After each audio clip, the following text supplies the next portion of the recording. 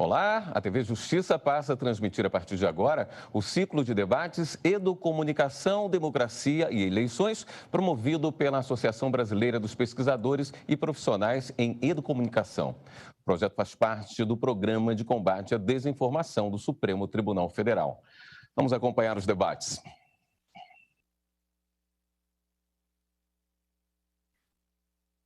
Olá, muito boa noite, tudo bem? Essa é a segunda transmissão do ciclo de debates Educomunicação, Democracia e Eleições, uma realização da Associação Brasileira de Pesquisadores e Profissionais da Educomunicação, ABP-EDUCOM. Esta live integra a programação do ciclo formativo em tempo de eleições, reflexões e proposições para fortalecer a participação cidadã realizada pelo Núcleo Regional da ABP-EDUCOM, Vale do Paraíba. Aos cursistas que nos acompanham, o preenchimento da lista de presença e formulário após esse nosso encontro é necessária. Esse projeto formativo faz parte do Programa de Combate à Desinformação do Supremo Tribunal Federal, o STF, e tem parceria da Rede Nacional de Combate à Desinformação, RNCD. A correalização é do Núcleo Regional ABP-EDUCOM do Vale do Paraíba e do EDUCOM Alto Tietê. Eu sou Vanessa Vantini, jornalista, radialista, educadora e associada da ABP-EDUCOM. Nesta noite, o tema do nosso debate é Práticas Pedagógicas Educomunicativas contra a Desinformação Eleitoral. Estamos ao vivo para todo o país pela TV Justiça e também pelos canais do YouTube e do STF, tanto do SDF como da ABP-EDUCOM. Quem nos acompanha pela internet pode enviar perguntas e comentários pelo formulário online. O link está aqui na descrição do nosso vídeo. Contamos com a interpretação simultânea da língua brasileira de sinais e na transmissão da TV Justiça, você tem acesso à opção audiodescrição. É só apertar a tecla SAP. Nesse nosso encontro, vamos da teoria à prática. Iremos conversar sobre os protocolos da informação, a força das fake news, os caminhos para desconfiar e promover uma leitura crítica da mídia, como incentivar a produção midiática dentro das escolas para combater a desinformação. Para começar, quem abre o ciclo de debates é o jornalista educomunicador Bruno Ferreira.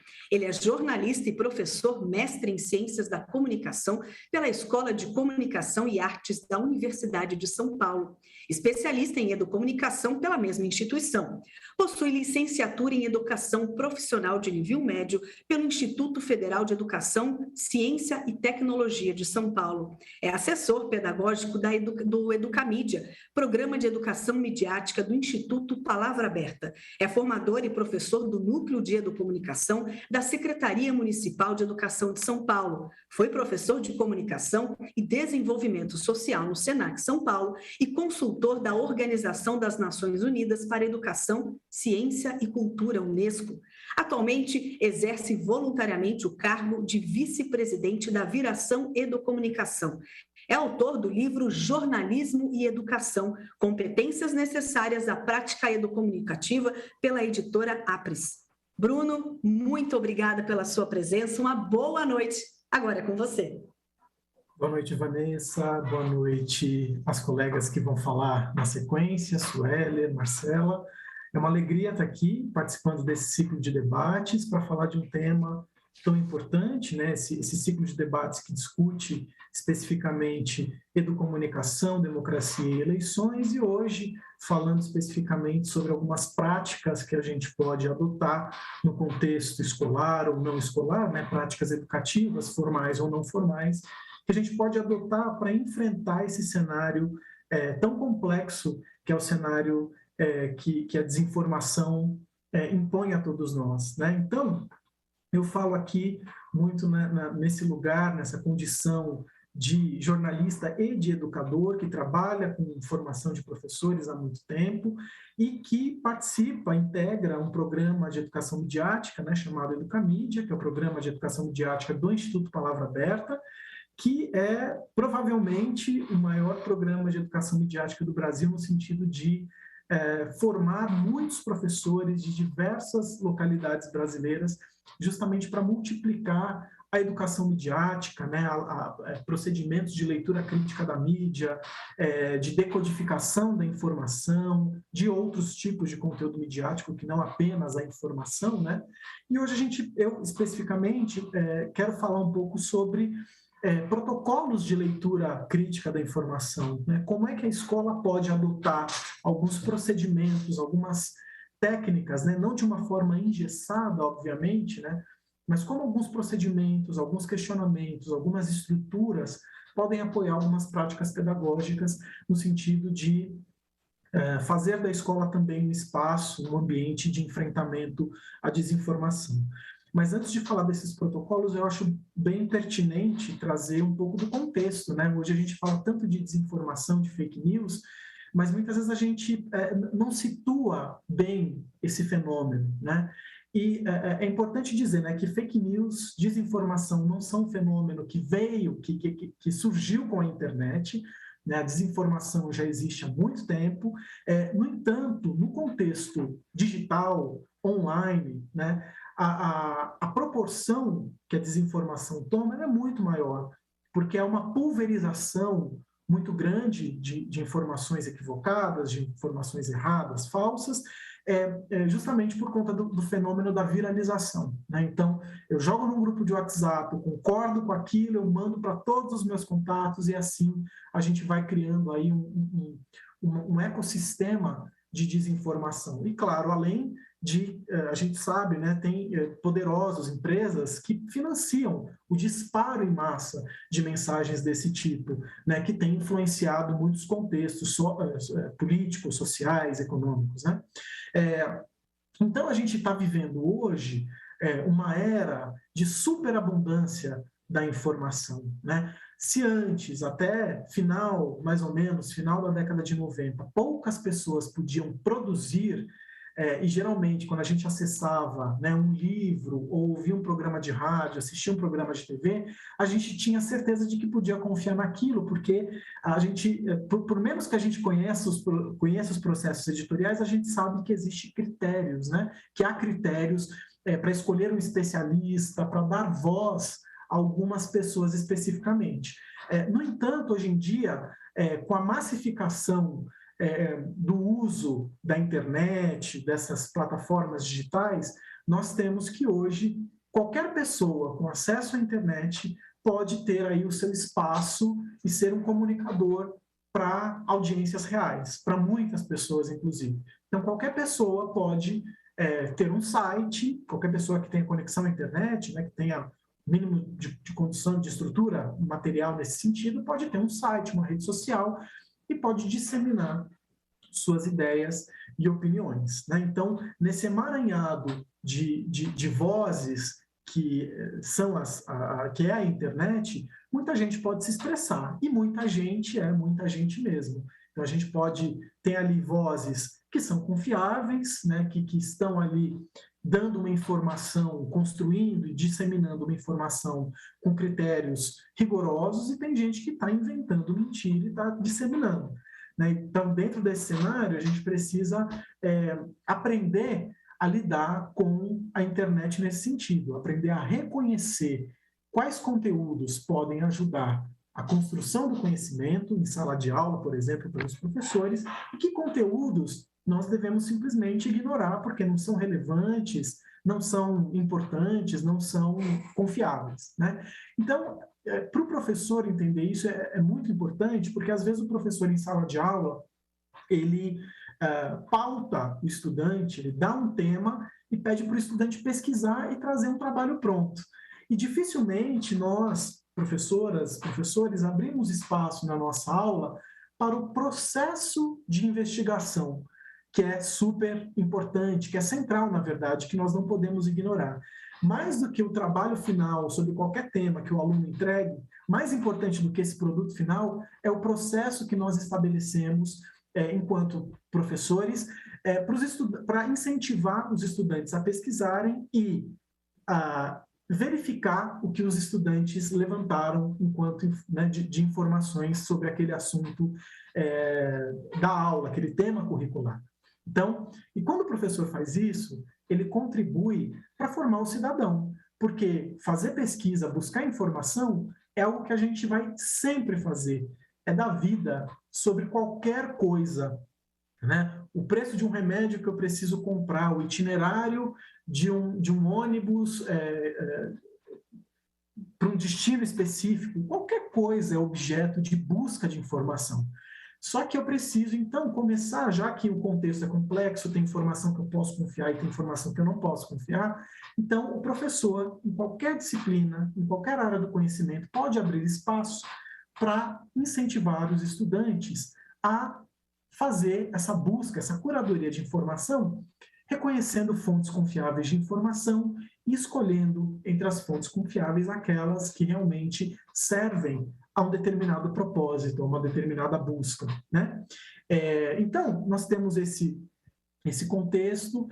Hoje nós podemos produzir, disseminar e receber informações, e também, né, por estarmos imersos num ambiente digital, por vezes tão poluído de informação, a gente tem muita dificuldade, às vezes, de não apenas reconhecer o que é confiável e o que não é confiável, mas também de decodificar as diferentes propostas das mensagens de mídia. Então, tem textos de mídia que querem informar, tem textos que querem entreter, tem textos que querem vender, né? Tem textos que são opinião, né? E sai um dado recente do PISA, bastante chocante, né? Que diz que 67% dos estudantes de 15 anos não sabem diferenciar fato de opinião. Então, isso é muito grave, isso também contribui para esse contexto de desinformação em que a gente vive, né? E, claro, além dessa gravidade de não saber, às vezes, né? Isso, gente, é interessante, né? Porque às vezes a gente fala, os alunos não sabem interpretar texto, que realmente é muito grave, mas também é grave os estudantes não entenderem a proposta dos diferentes textos de mídia, ou às vezes não perceber que um texto, por mais cara de notícia que ele tenha, ele é uma sátira, ele é uma paródia, e aquilo não deve ser levado a sério, porque o intuito daquele texto não é enganar, é fazer rir, né? Então a gente precisa saber diferenciar esses diferentes gêneros midiáticos. A escola tem um papel central nisso e pode se apoiar em estruturas, em protocolos, para iniciar esse processo de decodificação da mídia, enfim, de todos os conteúdos midiáticos com os quais nós temos contato, né? Claro, eu acho que a gente precisa também falar um pouco aqui da desinformação, né? Então, hoje em dia, a gente também ouve muito falar todo conteúdo que às vezes nos contraria ou contraria a nossa visão de mundo, a gente tende a dizer que é fake news, né? Num reducionismo muito simples desse fenômeno que é muito complexo. E, na verdade, as fake news são um tipo de desinformação, que é uma coisa muito mais complexa, né? Então, a gente tem a desinformação, que são conteúdos de diferentes naturezas, né? Cuja confiabilidade é duvidosa, seja porque ele é totalmente falso, e aí nós temos as fake news, mas pode ser um conteúdo que tem aí uma base da realidade, mas ele foi manipulado ou descontextualizado para transmitir impressões equivocadas da realidade, embora tenha o seu fundo de realidade. E as fake news, né, são, na minha opinião, as fake news são a expressão mais radical da desinformação, porque a gente está diante de um conteúdo totalmente falso, é o boato, é a mentira, criada justamente para enganar, para prejudicar pessoas, né? Ou instituições, a imagem de pessoas ou de instituições. Eu gosto muito de uma autora chamada Claire Wardle, né, que ela fala do ecossistema da desinformação, e ela traça, assim, dentro desse ecossistema, diferentes tipos de desinformação, né? Ela fala, por exemplo, de falsa conexão, quando a manchete ou uma ilustração, uma legenda, não confirmam o conteúdo principal do texto, né? Então, a gente não está diante de uma fake news, mas a gente está diante aí de uma estratégia que ajuda as pessoas a se confundirem, mas não propriamente de uma mentira, né? Ou quando a gente está diante da manipulação de um contexto, né? Tira uma fala real do seu contexto para dar uma outra impressão. Isso não é uma fake news, mas é uma desinformação, ou como eu disse antes, né, a paródia, a sátira, que também enganam aqueles que não sabem que em determinado site você não vai encontrar notícia, você vai encontrar a aparência de notícias, mas um conteúdo humorístico, né? Justamente para fazer as pessoas rirem a partir de situações reais. E fora isso, a gente tem deepfake, né? Que é um tipo bem sofisticado de desinformação, cuja técnica é muito sofisticada, né? Então, as pessoas podem estar vendo aqui a minha imagem, que foi aí copiada, e é a minha imagem, mas não sou eu, né? Isso é muito complexo. Existem alguns vídeos que circularam na internet, né? Um vídeo famoso foi de um menininho, uma criança, se apoiando numa grade, e o pai desse menino, muito hábil aí com edição de vídeo, colocou essa grade a realidade é que o menino estava num lugar plano, se apoiando numa grade, né? E o pai manipulou a imagem e colocou a criança na imagem em um abismo, assim, né? Então, quem olhou aquela imagem ficou desesperado, mas aquilo foi manipulado por uma técnica de edição muito sofisticada, que pode alterar tanto pessoas como contextos, né? E o quanto isso é arriscado num contexto eleitoral, né? Então, às vezes a gente fala, mas eu vi um vídeo de fulano de tal falando tal coisa. Às vezes não é o fulano de tal, às vezes a gente está diante de uma técnica muito sofisticada chamada deepfake. E aí, diante disso, né, diante desse contexto de tantos tipos de desinformação, de fake news, de deepfake, qual deve ser a nossa postura diante disso? Sempre interrogar a informação e, na dúvida, não passar adiante, né? Eu acho que essa é uma conduta básica e mais genérica, né? Especialmente quando a gente está diante de um vídeo que parece muito aquela pessoa, né? Enfim, aquele político que eu detesto está numa circunstância muito tentadora, né? Confirma a minha crença, eu quero passar aquilo adiante. Mas espera aí, aquilo está em outro veículo de comunicação, mais alguém está falando sobre isso ou só o seu grupo de WhatsApp? Porque se for só seu grupo de WhatsApp, existe uma grande chance de ser uma desinformação. E quando a gente está diante de um conteúdo muito bombástico, dificilmente isso vai estar em um veículo de comunicação só. Então, por isso que a gente precisa também buscar mais, né? Então, eu recebi uma informação que parece muito bombástica, muito desafiadora, mas só está no meu WhatsApp e não está em nenhum outro lugar, a chance de ser uma fake news é muito grande, melhor não passar adiante. E é por isso que a gente fala dos protocolos, né? Porque são estruturas de questões que nos ajudam a pensar sobre informação, né? Então, a gente pode construir um protocolo com perguntas para que os estudantes possam pensar, por exemplo, em 5 categorias, né? Propósito, interrogar o propósito, né? Para que o aluno possa perguntar para si mesmo, né? O estudante, o jovem, o que essa mensagem desperta em mim? Qual foi a intenção de quem criou essa mensagem, né? Depois, questionar a audiência. Mas será que essa mensagem foi criada para mim? A mensagem parece querer agradar alguém? Quem? Né? Essa mensagem parece se destinar a quem? E por quê? Depois a gente questiona, uma terceira categoria, a autoria. Quem produziu essa mensagem? Esse autor tem credibilidade para produzir isso? Ou então esse autor recorreu a fontes de informação confiáveis sobre esse assunto? Ele estrutura, ele evidencia quais são as suas fontes de informação? Um quarto critério é interrogar o conteúdo, né? Ele se sustenta, tem muito a ver com a autoria. O conteúdo se sustenta, o autor apresenta evidências que comprovam as suas afirmações. E um outro critério, né, que a gente pode estabelecer é o contexto. Quando esse conteúdo foi criado, como esse conteúdo chegou até o público, há outros conteúdos disponíveis sobre isso? Então, essas são questões importantes para a gente estimular o estudante a começar a decodificar criticamente a informação. E nós temos alguns aí protocolos, um que o Educamídia tem e que eu gosto muito é o EPA, peraí o quê? Né? Então, são 3 palavrinhas que estabelecem 3 ações. EPA, pense sobre essa informação. O que ela causou em você? Choque, surpresa, raiva? Peraí, não passe adiante ainda. O quê? Bom, aí a gente dedica um tempinho a mais para investigar a informação e as perguntas que eu fiz anteriormente podem apoiar essa investigação, assim como mais um protocolo que a gente chama de 4 movimentos para checar a informação, que é o pause, primeiro olha para a mensagem, pensa no que a mensagem desperta, depois investiga a fonte, o que você sabe sobre o autor, sobre essa mídia, sobre a credibilidade que eles têm. Terceiro e mais importante, busque mais. Onde mais essa informação pode ser encontrada? E, por fim, conheça o contexto. Será que eu preciso acessar outras informações para entender esse conteúdo que chegou até mim melhor?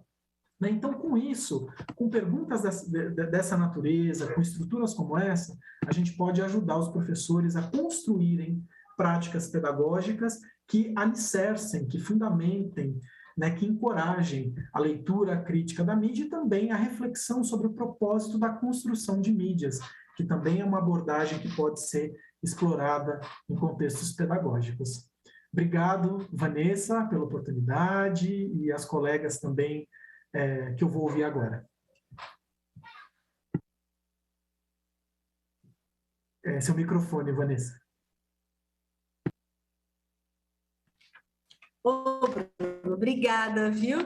Muito obrigada por contribuir aqui com o nosso segundo encontro. Antes, eu quero destacar que quem está nos acompanhando pela internet, você pode participar aqui desse nosso encontro, mandando comentários, mensagens, perguntas que serão colocadas aqui aos nossos convidados, É só preencher esse formulário online, clicando aí na descrição do vídeo, tá bom?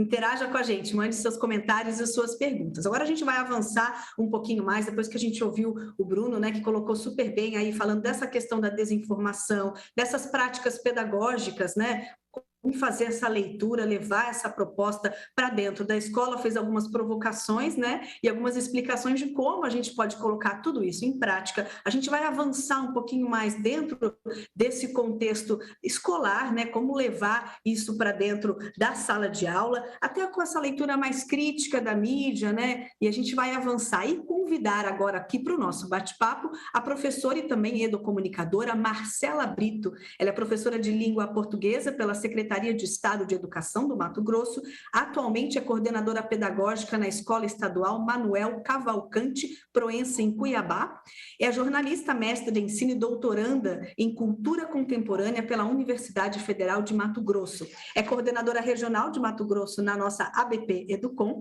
pesquisadora nas áreas de educação, educomunicação, ensino, comunicação e cultura. Marcela, muito boa noite, muito obrigada aqui por integrar esse nosso time nessa noite. Vanessa, obrigada pela acolhida, Eu agradeço a oportunidade, Eu tenho que dizer que eu sou muito feliz de estar aqui e de estar trazendo a educomunicação para fortalecer esse nosso processo, Eu falo de um espaço que é um espaço que todos nós já passamos ou ainda passamos, que é a escola, Eu sou professora de língua portuguesa, antes disso também já atuei como jornalista, então a educomunicação, na verdade, me encontrou, Acreditem, e, apesar de ser jornalista e formada em letras, eu pensei em educomunicação no meu mestrado. E eu sou muito feliz porque a partir daí eu costumo dizer na associação que a vida mudou. E por isso eu venho para fazer essa defesa da educomunicação nesse contexto que a gente está vivendo. Eu, enquanto professora de língua portuguesa, atualmente atuo como coordenadora pedagógica numa escola aqui em Cuiabá, na região periférica. A gente atende a muitos estudantes que é dessa regional sul daqui de Cuiabá, que é a capital de Mato Grosso. E fazendo esse debate a respeito do combate à desinformação, a importância de ter criticidade nesses conteúdos que a gente recebe nesses meios digitais, eu faço uma reflexão junto com vocês, Eu os convido para essa reflexão. A prática da educomunicação, ela convida os participantes a produzir conteúdo, mobilizar os grupos a fazer parte, tudo de forma muito participativa, Paulo Freire está muito nessa nossa caminhada de escutar, de aprender e ensinar nesse processo. E quando a gente fala em desinformação, eu faço essa reflexão sobre a realidade no universo das escolas. E aí, mais propriamente, das escolas públicas, que é onde eu atuo. Eu, enquanto coordenadora pedagógica, eu posso acompanhar essas práticas pedagógicas nas salas de aula. né? Eu estive em sala, agora estou numa coordenação onde eu acompanho as ações das salas.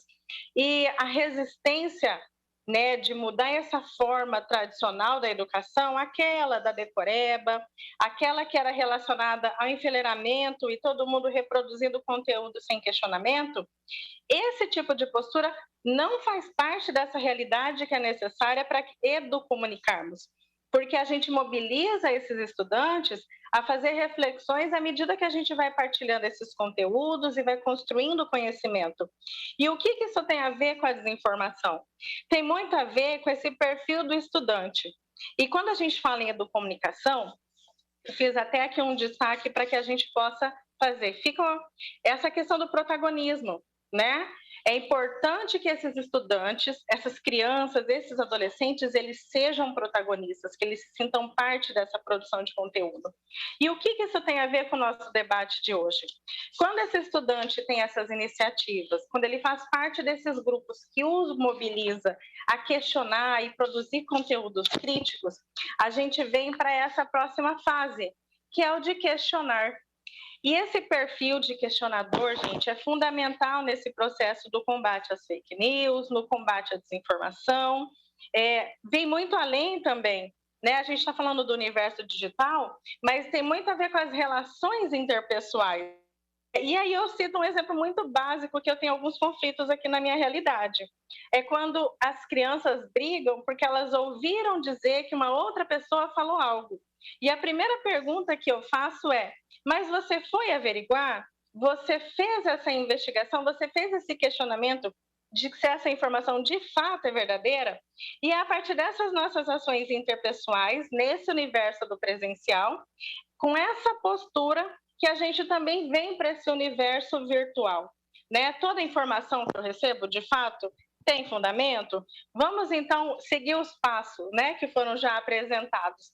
Então, é importante que a gente tenha esse perfil questionador, e aí o que o professor e a professora têm enquanto função, né, de mobilizar esses grupos, né? E a educomunicação, ela vem para nos mobilizar, né? Ela faz com que o professor seja parte desse processo e os estudantes, eles questionem.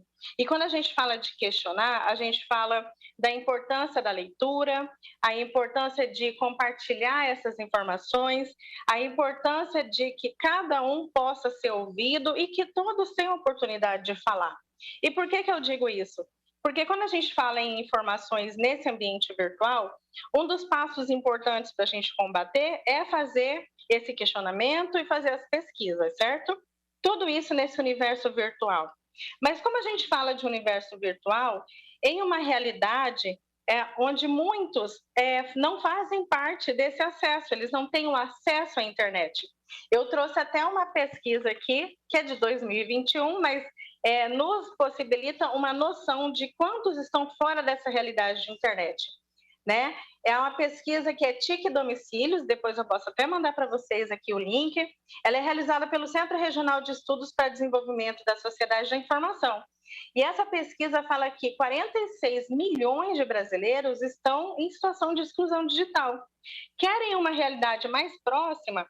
Nós aqui da escola, né, uma escola aqui da periferia de Cuiabá, no momento da pandemia, a gente atendia esses estudantes pelas aulas online e também entregávamos a apostila.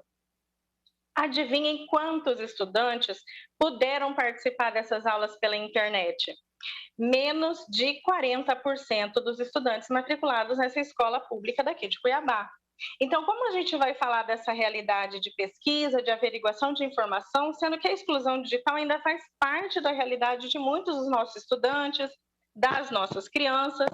Então, é importante que a gente, né, possa fazer essa reflexão desse acesso, né, que essas escolas possam possibilitar esse acesso a esses estudantes, que eles possam se sentir mobilizados a pesquisar e que eles tenham esses meios. E a educomunicação vem justamente para motivar, para dar aquela mexida, né? Esses questionamentos que foram apresentados, que eles possam pensar, mas realmente isso aconteceu? Então deixa eu ir lá pesquisar. E a gente sair dessa realidade de informações prontas, né? Que é um perigo nesse processo, ainda mais agora nesse processo onde a gente está analisando propostas, que a gente está definindo o rumo, né, da nossa política. Importante se faz que a gente faça os questionamentos, a gente faça essas pesquisas e a gente mobilize essas crianças, esses adolescentes a questionarem. E a Educomunicação vem, gente, como esse convite, né? Naquele processo da roda de Paulo Freire mesmo, da gente olhar nos olhos e poder dialogar. Então, é importante se faz que nós, enquanto educadores, a gente tenha essa postura ativa, não de reprodução de conteúdo, não de trabalhar com aquela educação bancária que já era combatida por Paulo Freire. Estamos aqui para instigar, para mobilizar essa juventude, essas crianças a fazer esses questionamentos, porque é a partir daí que a interpretação de texto acontece de forma mais crítica, que a vontade para pesquisar, para realizar as leituras, as idas à biblioteca e a partir daí as leituras aos sites e ver se a notícia realmente acontece ou não. Tudo isso é um processo e nós, educadores e educadoras, a gente tem essa missão, a gente tem essa doce missão de fazer esse convite, né? E a Educomunicação vem para nos acolher. E nós aqui estamos para acolher todos os demais. Então, fica aqui esse meu relato dessa realidade, essa reflexão sobre a importância da inclusão digital, a importância dos acessos, né, para que a gente possa oportunizar que as nossas crianças e adolescentes tenham mais instrumentos para fazer essas buscas, essas averiguações. Internet não serve somente para jogo online ou para fazer essa conversação entre os adolescentes e as crianças. É importante se faz que eles utilizem esses instrumentos de forma crítica e de forma muito produtiva. Então, eu espero que eu possa ter contribuído, eu estou à disposição aqui para a gente levar a Educomunicação para todos os cantos. Muito obrigada, gente. Marcela, a gente que agradece aqui a sua participação, continue conectada aqui com a gente, né? Porque a ideia também é que vocês participem aqui desse nosso encontro, então estamos abertos aqui para perguntas, para comentários. Quem está nos acompanhando pela internet, é só clicar aqui na descrição do vídeo que tem o nosso formulário online, então você pode mandar um comentário, pode mandar uma pergunta e participar aqui do nosso bate-papo final aí com todos os convidados, tá bom? Foi muito bom a gente fazer essa passagem aqui com a Marcela, né, que ela trocou essa experiência dela com a gente, isso é muito rico, contribuiu bastante para a gente entender esse contexto escolar, essa mobilização do jovem, né, como a gente colocar o jovem, né, os estudantes, com esse olhar mais crítico, com essa vontade de questionar, com essa vontade de fazer uma leitura diferente e quantos caminhos possíveis para a gente fazer essa trilha. A gente vai avançar agora um pouco mais nesse nosso bate-papo, para isso agora eu vou chamar a nossa próxima convidada, que é a Sueller Costa. A gente vai falar um pouquinho sobre esses canais comunicativos dentro das escolas, as práticas educomunicativas, como promover todo esse espaço democrático dentro das escolas.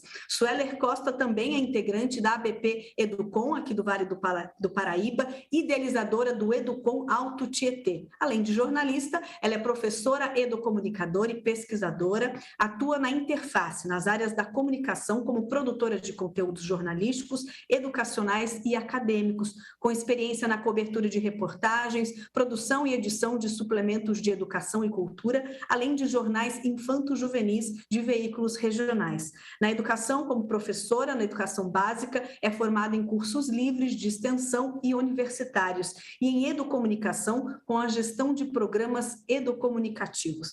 Muito boa noite, Sueller, muito bom tê-la aqui com a gente agora nesse nosso bate-papo. Muito obrigada pela sua participação. Agora é com você. Eu que agradeço, Vanessa. Uma boa noite a todos vocês que nos acompanham pela TV Justiça e pelos nossos canais aqui, pelas redes sociais. É um prazer estar aqui com vocês, ouvir os colegas e compartilhar um pouquinho das nossas experiências nessa área da educomunicação. Assim como a Marcela e o Bruno, é uma área que nos move, que nos auxilia nas nossas áreas, nas interfaces, né? Nós somos aí da comunicação e da educação, e a educomunicação veio para fazer com que a gente pudesse promover esse diálogo tão essencial para a gente promover esse potencial comunicativo, principalmente entre o público estudantil. Quando eu falo de educomunicação, eu falo de mobilização, eu falo de transformação, eu falo de emancipação.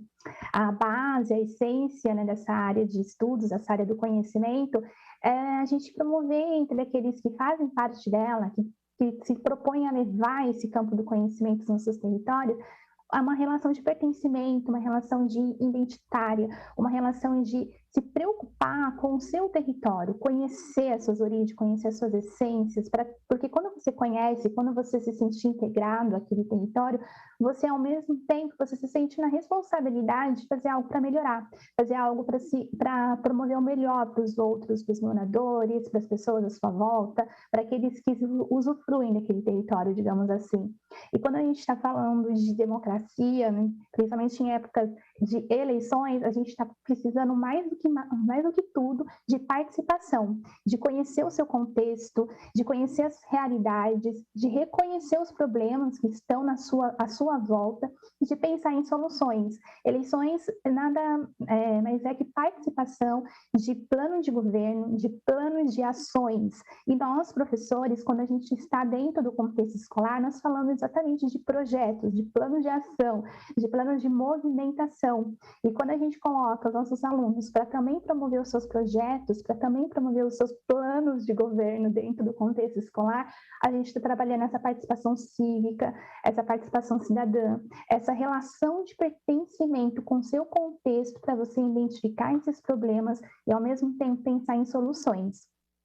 Quando eu trago proposições para a gente poder promover a educomunicação em tempos de eleições, há várias iniciativas, mas uma delas que eu acredito que propicia esse percurso da informação e, por sua vez, você já vai trabalhar a questão da desinformação, é incentivar a produção midiática nos espaços educativos. Os tradicionais jornais e esses jornais que hoje, na contemporaneidade, eles se multiplicam em várias facetas. O jornal como fonte de informação, mas que pode ser feito por meio de um quadrinho, que pode ser feito por uma série de tirinhas, que pode ser feito por mangás, com linguagens que fazem parte do cotidiano escolar dos alunos, da realidade dos alunos, das linguagens que eles gostam. Jornal que também pode ser o jornal mural, que pode ser o fanzine, que pode ser a fanfic, que podem ser linguagens desde as tradicionais, as contemporâneas, desde as digitais como as analógicas. Diferentes linguagens, mas que têm um objetivo em comum: promover informação, promover produção de conteúdo que reflete o seu contexto, que reflete a sua realidade, conteúdo este que vai ser importante não só para você que produz, mas principalmente para aquele que vai receber a sua informação. E quando eu levo esse cenário de produção midiática dentro das escolas, eu estou promovendo a participação desses alunos, eu estou promovendo essa relação de pertencimento, eu estou ampliando esses olhares, quando eles olham no regional, no estadual e, por sua vez, no nacional e por que não, no global. Eu estou promovendo ali uma leitura de mundo e, ao mesmo tempo, quando eu coloco esses alunos no papel de produtores de conteúdos, eu estou invertendo os papéis e, ao mesmo tempo, ampliando. Além de consumidores, né, de conteúdos, todos nós hoje somos produtores, né, como nossos amigos já colocaram aqui, somos produtores de conteúdo, mas o jovem também é produtor. Eles estão conectados, eles estão nas redes sociais, eles estão produzindo conteúdos de acordo com seus interesses. E por que não fomentar esse potencial comunicativo que eles já trazem dentro das suas realidades, digitalmente ou não, para a gente fomentar ações emancipadoras dentro do contexto escolar? Quando eu trabalho com produção midiática dentro do contexto escolar, eu tenho um ciclo formativo ali dentro. Eu começo com a apresentação dos portadores de leitura, mostrar quais são esses portadores, começando pelos tradicionais, porque é necessário que eles conheçam o jornal impresso, a rádio, as revistas, a televisão, que é a principal fonte de informação atualmente dos jovens, das crianças principalmente. As redes sociais vêm depois e hoje se torna a principal fonte, sim, principalmente as redes sociais que mais fazem parte do seu contexto. E quando eu apresento essas linguagens para eles, quando eu apresento esse percurso, como se chega a uma notícia, como eu faço uma notícia, quais são as pessoas envolvidas, os profissionais que se envolvem na área da comunicação, eu também estou apresentando para eles a responsabilidade que se tem quando você passa a ser o produtor, quando você passa a ser o divulgador, quando você passa a ser o compartilhador, né, digamos assim, de informações. Quando eles se colocam nesse papel, eles aprendem ali na prática o quão importante você precisa ser, o quão importante é você ser um comunicador, sim, mas o quão importante é você ser ético com aquilo que você transmite, o quão importante é você ser responsável com tudo aquilo que você divulga. Quando eu vou trabalhar com essas criações de canais dentro da escola, é necessário que os problemas partam deles, para a gente verificar quais são os problemas mais em ênfase ali, que está despertando atenção, que as pesquisas, que as investigações também partam deles, mas esse processo de investigação é importante também a gente auxiliar, mediar, apresentando para eles outras instâncias que também precisam ter esse diálogo para eles entenderem na prática o quanto a participação ela não é só individual, mas como também ela é coletiva. A educomunicação, ela também hoje a gente pode dizer que ela é uma das metodologias ativas e ela é muito eficaz porque ela é uma metodologia ativa que ela perpassa por inúmeras outras metodologias ativas.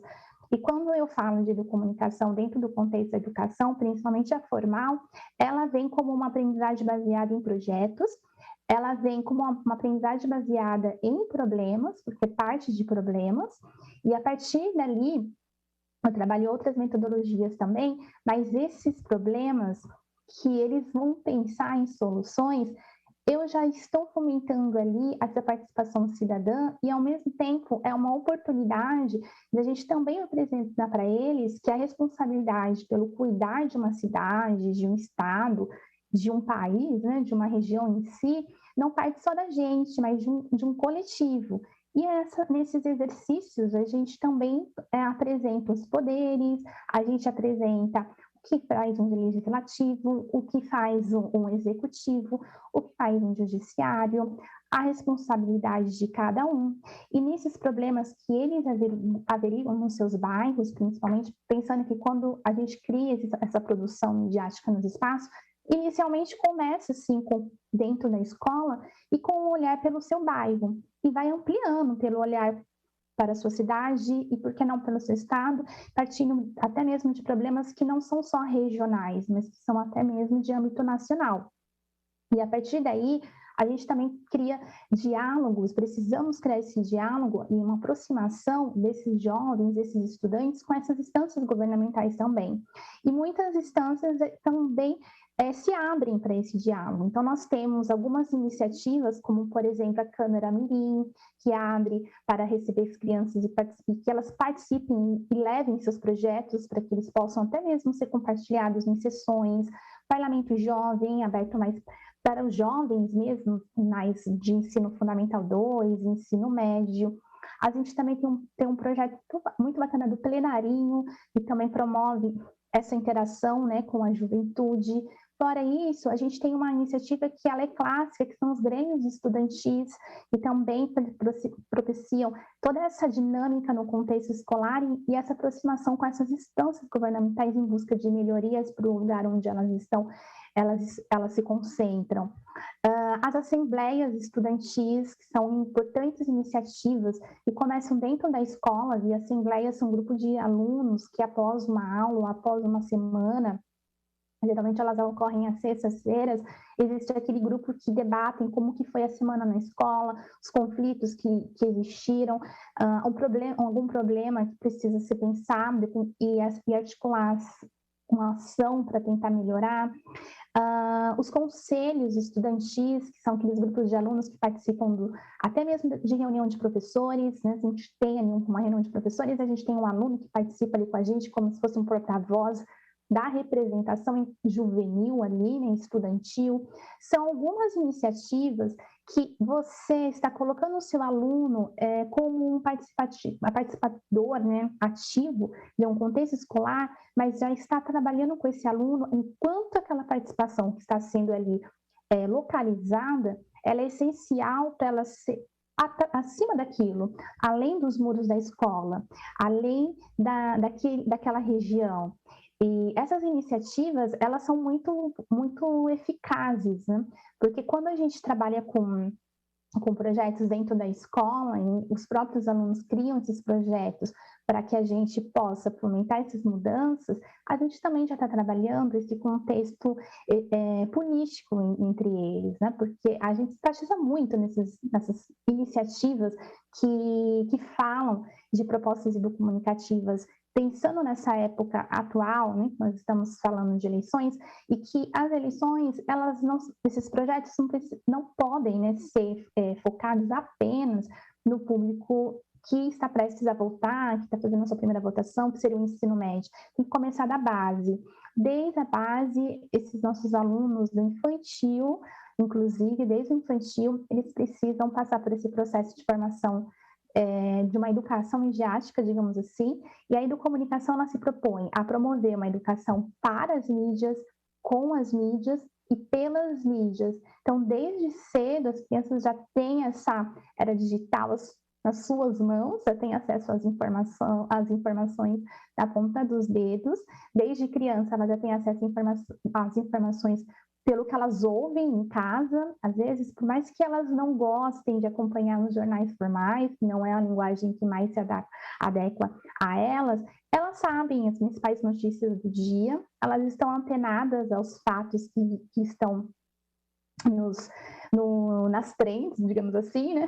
Nos trends lá das redes sociais, elas não estão tão desatualizadas quanto a gente pode pensar, pode imaginar. Talvez elas não acessem os portais informativos de que sejam mais apropriados à sua faixa etária, mas elas acompanham as informações pelo que elas ouvem, nos diferentes espaços que elas frequentam. E é por isso que nós, no papel de formadores, a gente precisa fomentar, sim, esse interesse pela formação leitora de informação. Assim como a gente incentiva a leitura desde a base, essa leitura não só dos livros em si, que são a base, claro, mas a leitura dos portadores informacionais. Portadores esses que hoje se multiplicam. Hoje a gente tem os jornais infanto-juvenis, nós temos revistas, temos mangás que fazem, na linguagem mais apropriada do jovem, trazem as notícias, trazem algo voltado a uma informação mais importante, algo temático, mas que está em alta aí nos circuitos informacionais. São alternativas para a gente trazer esses jovens, trazer essas crianças para o mundo da informação. A informação, quando ela é transformada em conhecimento, e esse conhecimento é transformado em sabedoria, e essa sabedoria ela é usada a favor de transformações para emancipar um determinado território, ela está sendo usada de uma forma comunicativa e ela está promovendo a cidadania. A cidadania é participação, é mobilização, a cidadania é preocupação com o seu território, a cidadania, você está ciente, sim, dos seus direitos, mas principalmente dos seus deveres, e você está ciente do quão responsável você tem que ser por aquilo que está à sua volta, você de uma forma individual e você dentro do coletivo. Então, aqui são algumas proposições, como nesses grêmios, essas assembleias que ocorrem, algumas iniciativas que já acontecem em contextos escolares, ficam como proposições para serem levadas em seu contexto. É um período agora que esse debate ele tem que ser comentado, sim, mas não só nessa época do ano. E a produção dentro dos contextos, o fazer o jornal na sala de aula não é uma prática atual, ela é, pelo contrário, ela é super antiga, né? Desde 1900 é uma prática muito, até antes, né? Ela é uma prática que sempre mostrou o quanto ela tem potencial para fomentar esse espírito participativo, criativo, esse potencial comunicativo dos nossos alunos. Então, ficam como proposições que a educomunicação, dentro de todas as suas áreas de intervenção, então, são 7 áreas no total, e em todas ela tem essa essência que é o educar para a comunicação, que é o educar para as mídias, o saber ler criticamente, o saber interpretar as notícias que estão à nossa volta, o saber identificar, né, o que pode ser real, o que não é real, o que é duvidoso, né, como o Bruno trouxe que os protocolos, né, que nos auxiliam, e educar com a comunicação, né, de trazer esses meios para dentro da sala de aula, eles já fazem parte, né? Então, os livros didáticos, as perguntas, as provas nacionais, estaduais e regionais, as perguntas que vêm ali são retiradas de jornais, né?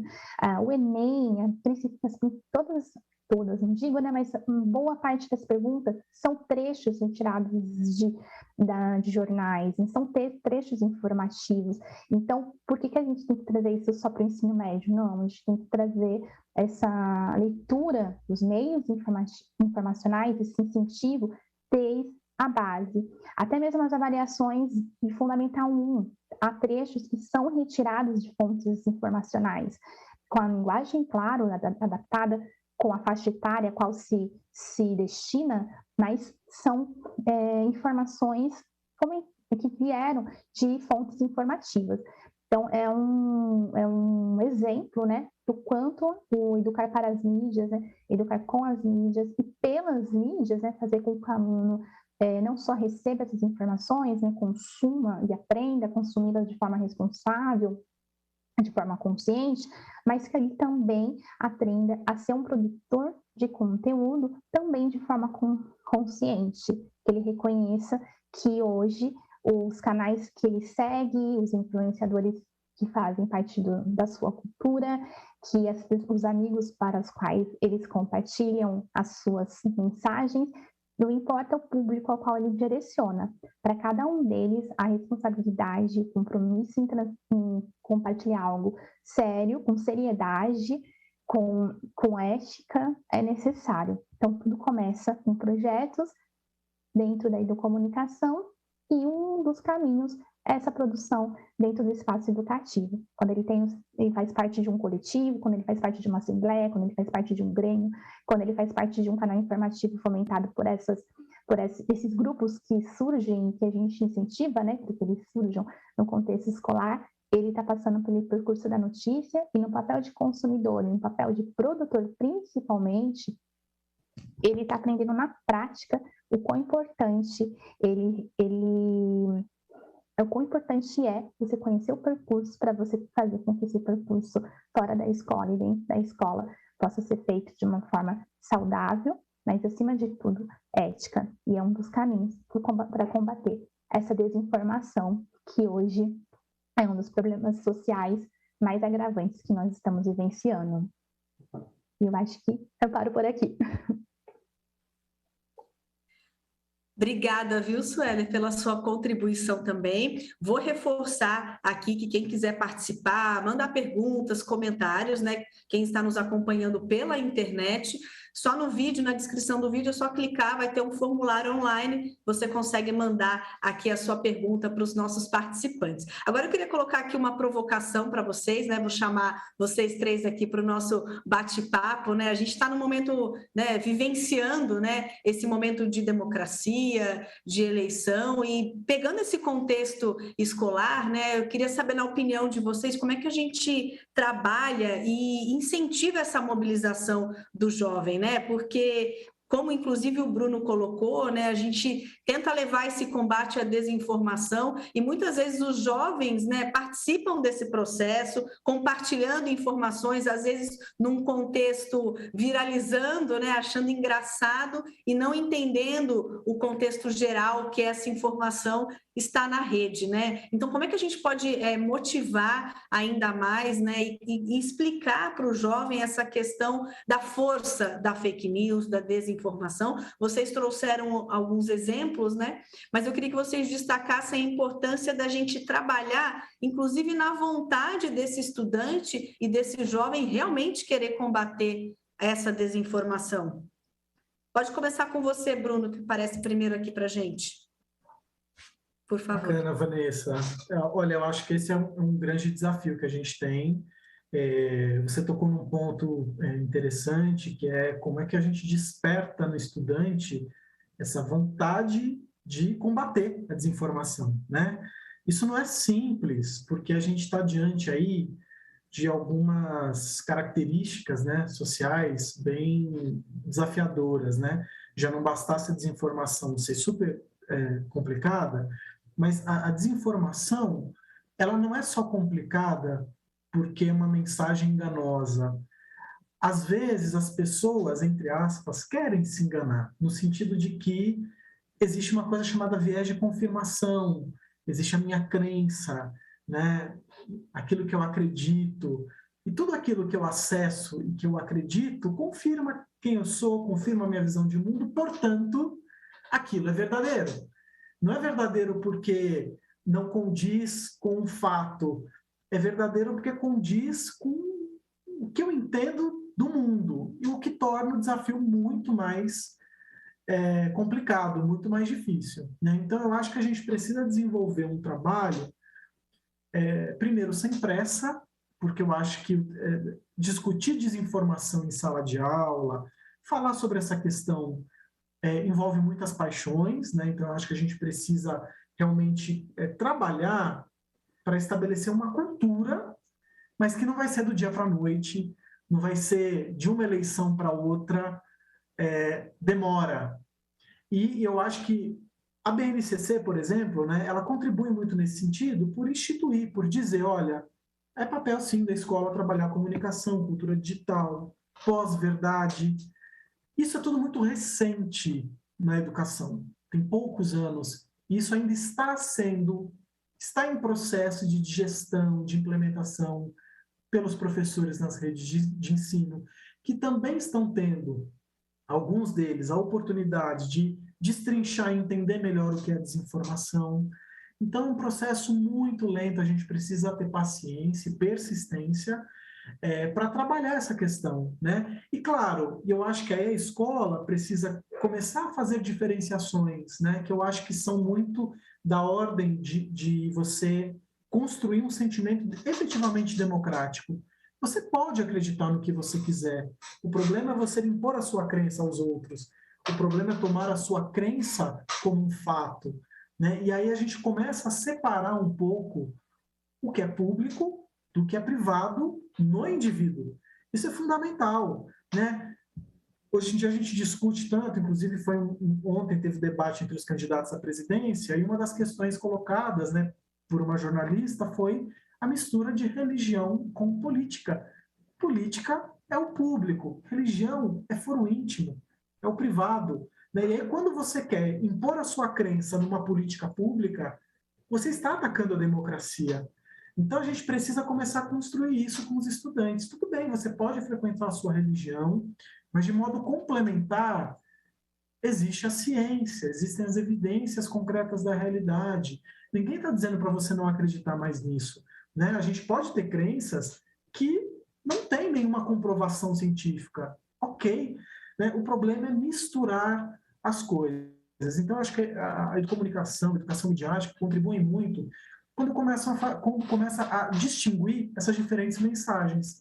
Isso aqui é uma opinião válida, desde que não fira a dignidade de ninguém, válida no contexto democrático. A pessoa pode expressar o que ela sente, o que ela pensa, no entanto, isso é uma opinião, não tem evidência na realidade, não serve para a ciência, não serve para outras coisas, mas serve aqui para reforçar uma crença, para construir identidade. Então, a gente vai colocando as coisas no seu devido lugar, para aí a gente entender efetivamente o papel da informação na sociedade e o quanto a desinformação, né, disfarçada de fato é prejudicial à democracia. Mas isso não é do dia para a noite. Então, a gente precisa ter muita persistência e paciência para construir uma cultura devagar, aos pouquinhos, primeiro com os educadores e, através dos educadores, chegar no estudante.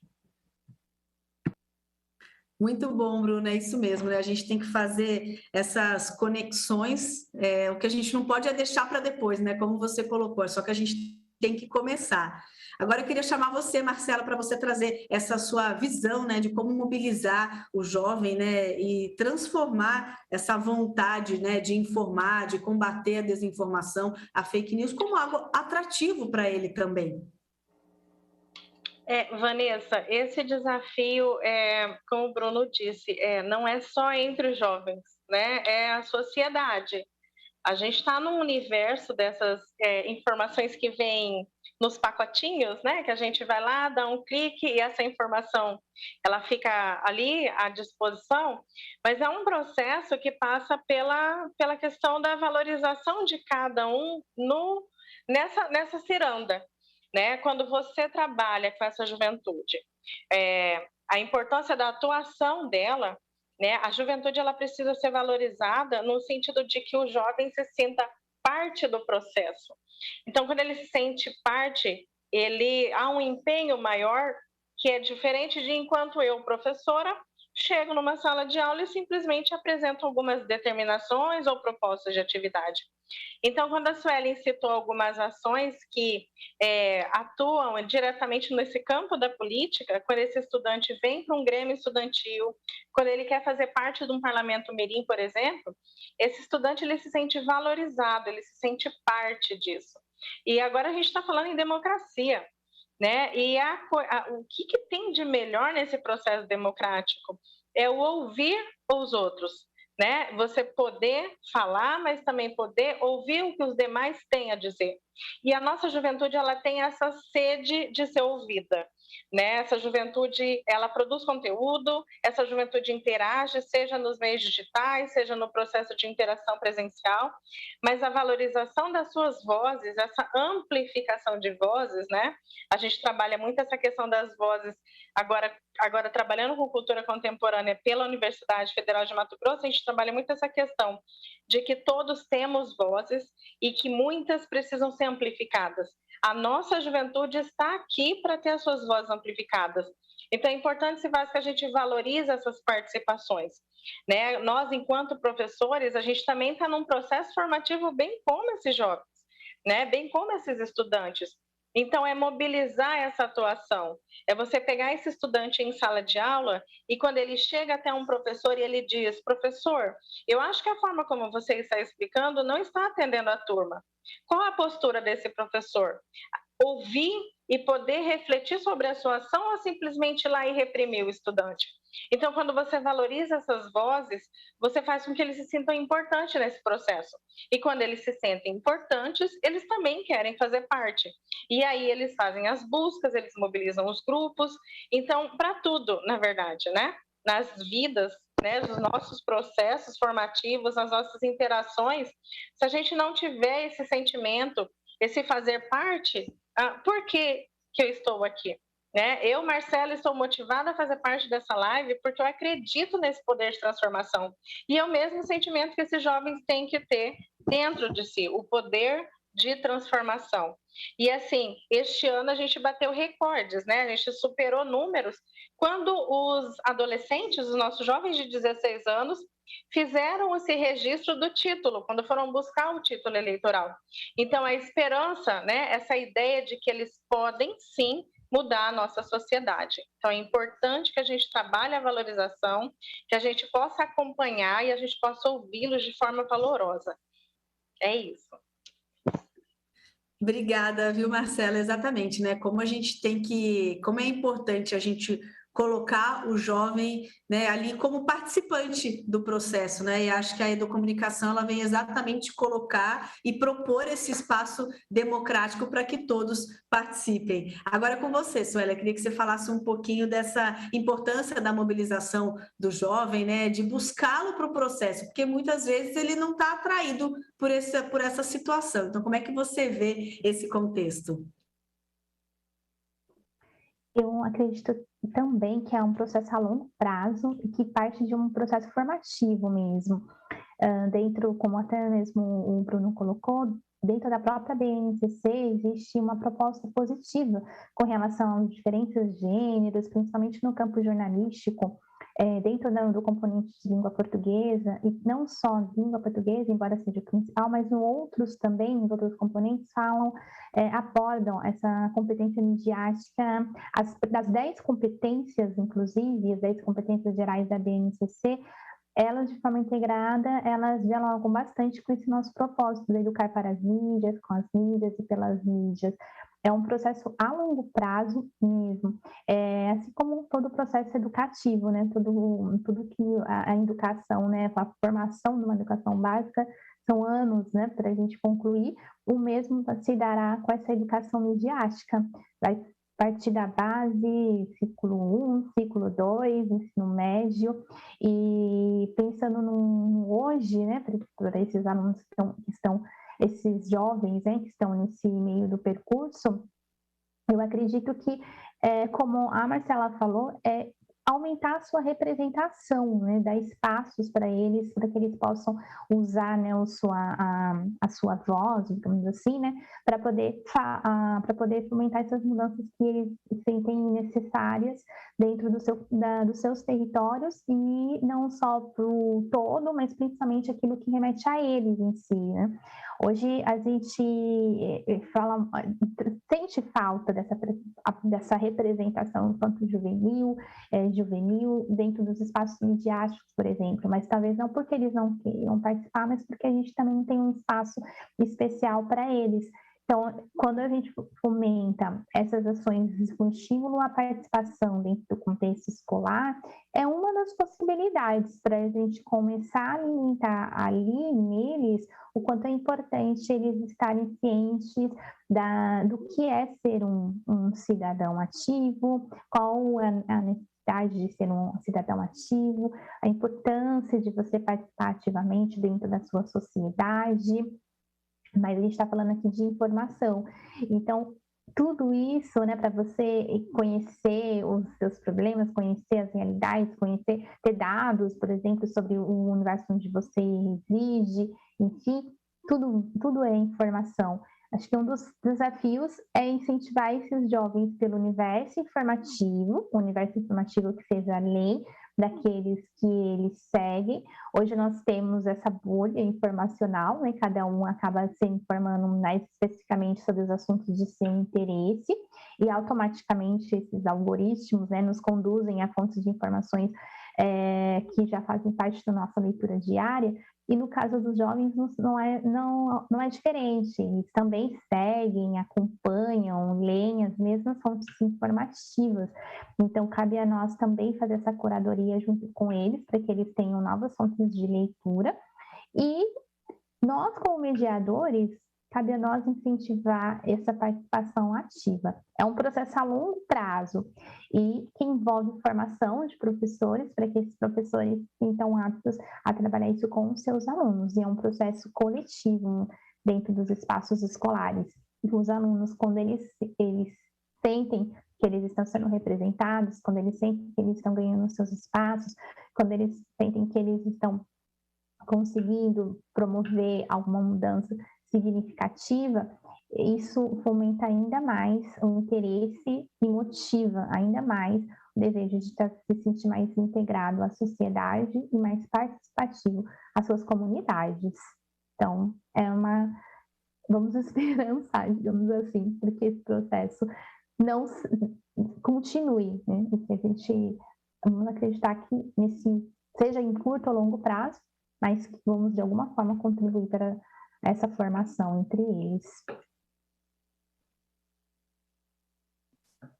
Obrigada, Suela, é isso mesmo, né? A gente tem que incentivar cada vez mais, né? Eu quero aproveitar aqui que estamos juntos, né, para colocar mais um assunto aqui para a gente conversar um pouquinho mais nessa noite, já que hoje, né, a ideia do nosso encontro é exatamente tratar dessas práticas pedagógicas, né, no combate à desinformação nesse período, principalmente de eleição que a gente está passando, né? Eu queria que vocês dividissem um pouquinho da experiência de vocês no sentido de trazer, né, para dentro desse ambiente escolar, então dentro dessa linguagem do jovem, essa informação da política, da eleição, né, porque muitas vezes não faz parte do cotidiano do jovem, né, muitas palavras, muitos termos, a função de cada um dentro desse processo todo, né, então como traduzir e trazer para a realidade do jovem para que ele entenda o que está acontecendo nesse momento de processo, né, de eleição, de escolha, né. Então, assim, como transformar isso dentro de uma linguagem que o jovem entenda o que está acontecendo? Com você, Bruno. Muito bom. Às vezes parece muito desafiador, né? A princípio, falar assim, como é que a gente discute um assunto que está tão longe da realidade do estudante e traz, né, para a sala de aula. Mas a Sueli falou uma coisa bem interessante, né? Que às vezes a gente acha que o estudante não se informa ou não tem conhecimento do mundo.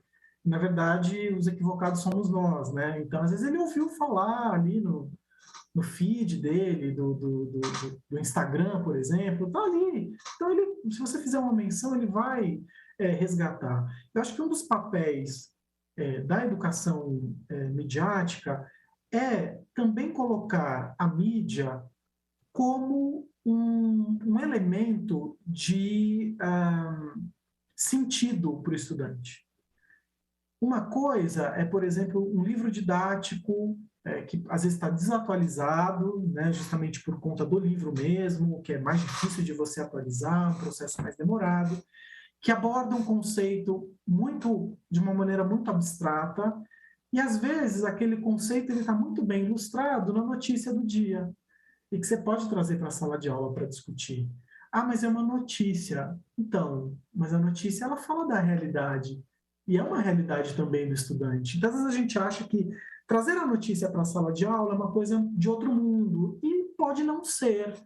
Porque aí você vai provocando, você vai mobilizando o repertório do estudante também, né? Para ser bem freireano. A notícia ela pode disparar um conhecimento prévio. Ah, minha mãe comentou isso hoje de manhã no café da manhã. Ah, meu pai falou sobre isso ontem. E aí então a notícia, como qualquer produto midiático, ela mobiliza muitas coisas em nós, né? Então eu acho que esse é um papel muito importante, trazer a notícia para a sala de aula com essa intenção, né? O que a notícia pode provocar no estudante. E o Educamídia lançou recentemente, justamente nesse contexto eleitoral e entendendo o desafio que é, por exemplo, falar de eleições, às vezes para uma meninada, para uma moçada que ainda não vota, mas que vai votar um dia, que de repente está antenado. Meu irmão mais velho tirou o título de eleitor, uma hora chega a minha vez. Então, a gente precisa entender sobre o processo eleitoral. E aí o Educamídia lançou esse ano, recentemente, um projeto chamado Fake to Fora, que enfoca, né, traz como foco o período eleitoral, as eleições e o combate à desinformação nesse contexto em sala de aula. Então, o Fake to Fora é um conjunto de 6 sequências didáticas para professores de língua portuguesa, ciências humanas e matemática também, usarem a educação midiática para discutirem temas como democracia e eleições, urna eletrônica, pesquisa eleitoral, e, por fim, a ideia é que a culminância desse processo, que, como a Sueli bem trouxe, né, utiliza metodologias ativas, aprendizagem baseada em investigação, produção de mídias, culmine na formação de um coletivo de checagem. Né? Então, usar o período eleitoral como pontapé para criar essa cultura. Então, eu acho que as eleições, elas são mais uma oportunidade que se impõe, que faz parte, sim, da realidade do estudante, porque é da realidade dos pais do estudante, da comunidade do estudante, porque está na mídia todo dia, porque ele ouve falar, e só de ouvir falar faz parte da realidade. Então, a gente tem que tirar esse proveito e aprofundar isso, dizer por que é importante, mas estabelecer, como a Sueli colocou, um ciclo formativo, né? E o Fake to Fora, ele oferece, então, essa possibilidade para professores que ainda não sabem por onde começar, estruturarem aulas, né, com base nesses temas. Né? Então, quem quiser saber mais, faketofora.org.br para explorar esses materiais, eu acho que pode ser bastante interessante, né, começar a construir uma cultura de verificação de informação, da importância da confiabilidade da informação, a partir do contexto que a gente está, eleitoral. Muito bom, Bruno. Excelente você ter colocado, porque realmente esse é um material muito legal, que está disponível, que o pessoal pode ir atrás e consegue, inclusive, trabalhar dentro de sala de aula, né? Educamídia produz um conteúdo muito bom. Vou aproveitar que a gente está indo aqui para os nossos minutos finais. Chegou aqui uma pergunta que começou aqui com uma indicação que a Marcela colocou nesse nosso encontro, então já vou colocar aqui para a gente, né? É da Camila, de Presidente Prudente. Ela colocou o seguinte, Marcela, que ela está parabenizando a todos todos os participantes, inclusive pelas falas, né? E ela colocou, Marcela, que você evidenciou essa grande exclusão digital que muitas crianças e jovens brasileiros ainda vivenciam, né? E que, somando-se a esse problema, tem a falta de formação dos professores, né? Ainda a condição de trabalho, né? Com as diferentes mídias e tecnologias dentro do contexto escolar, já que nem todo mundo tem acesso. Ainda tivemos, né, a questão da pandemia. Então, ela gostaria de saber dos convidados como avançar nesse sentido. Bom, eu agradeço a participação, né? É importante que a gente faça essas trocas, né? E quando a gente recebe as mensagens, a gente tem esse termômetro, né? Ou tem alguém ouvindo do outro lado e também está aqui fazendo parte do processo. Primeiro, acho que é importante a gente linkar essas duas perguntas, porque a política ela faz parte da nossa vivência, né? O adolescente, o jovem, ele está sim dentro desse universo, né? O fato de não ter esse debate como os adultos o fazem, né? Referente à política, isso não quer dizer que eles não sejam inseridos num contexto político, né? Então, assim, nós estamos numa realidade onde há muitas privações que a gente sabe que está diretamente ligada à questão política, né?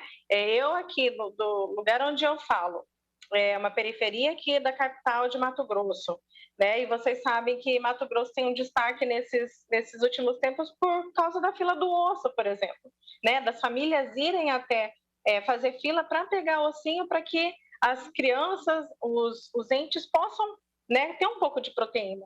E aí, como é que eles não vão associar às questões relacionadas à política?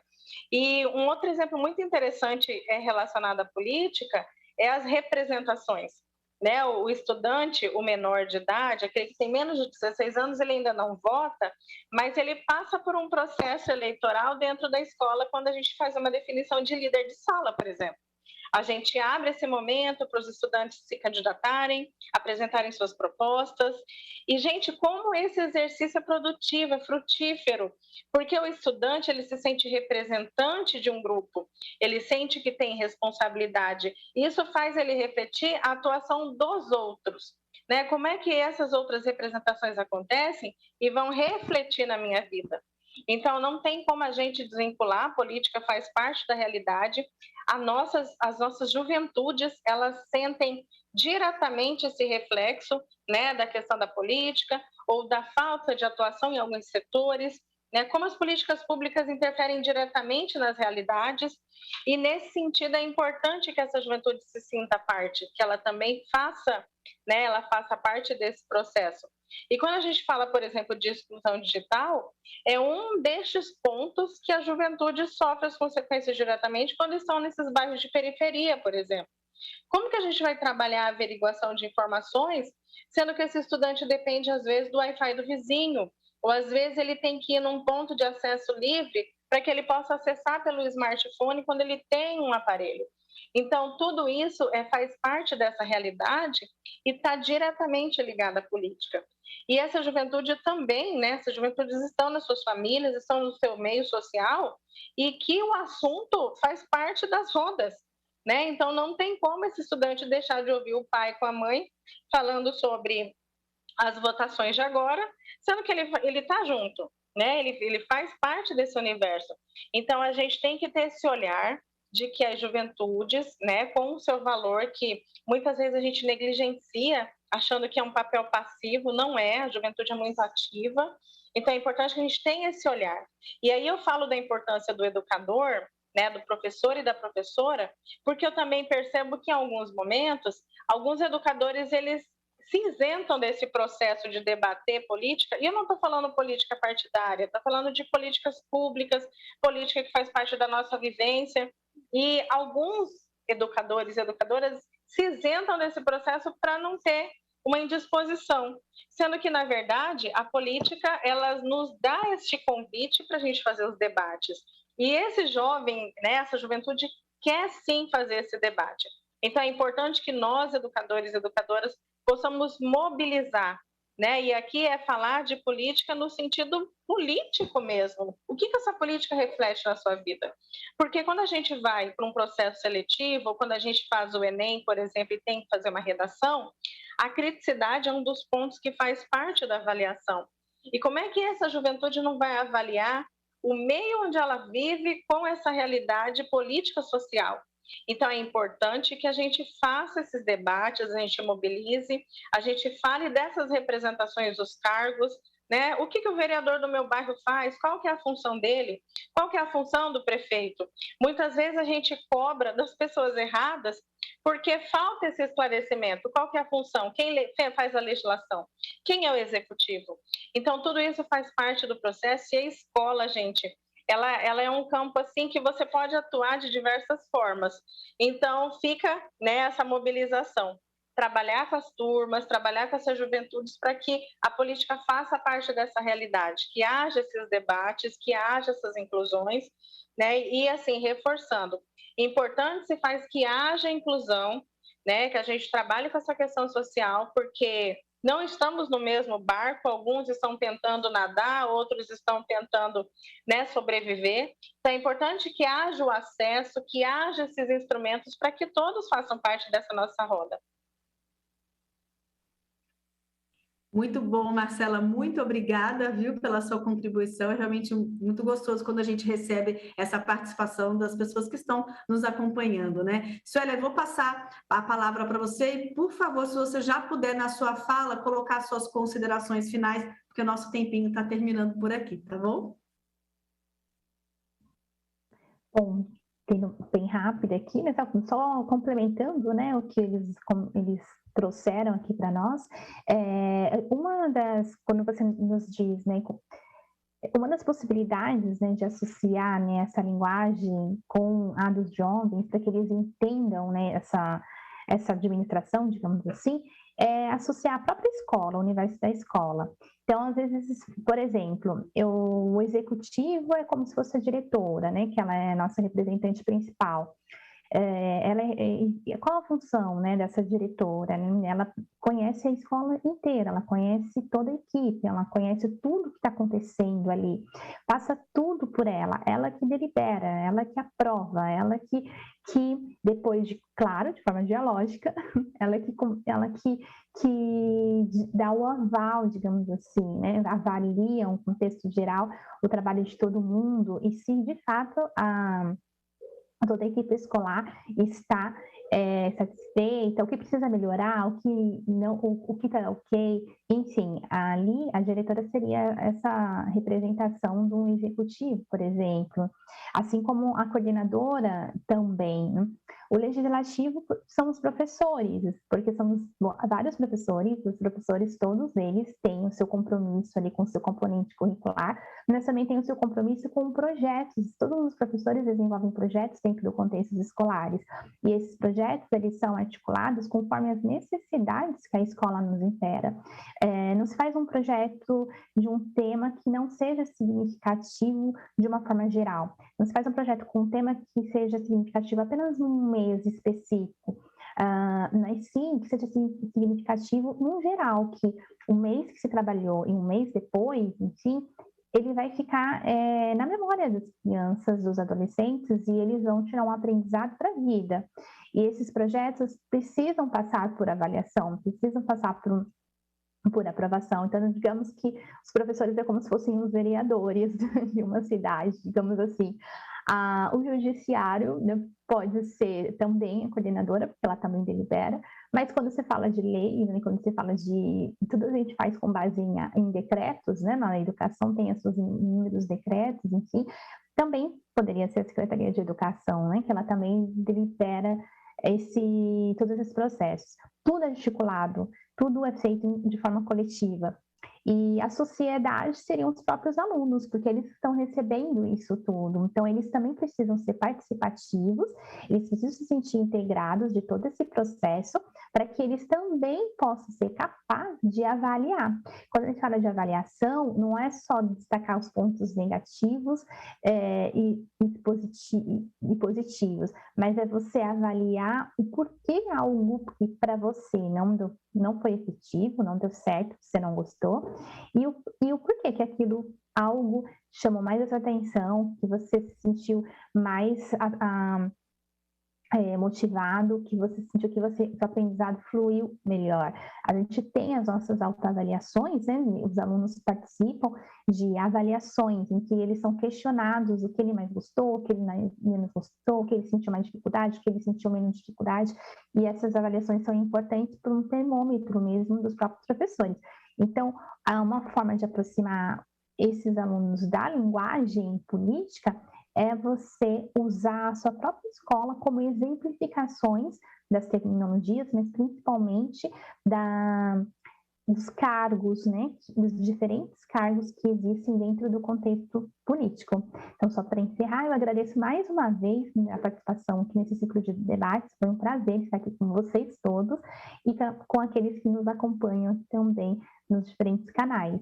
Muito obrigada.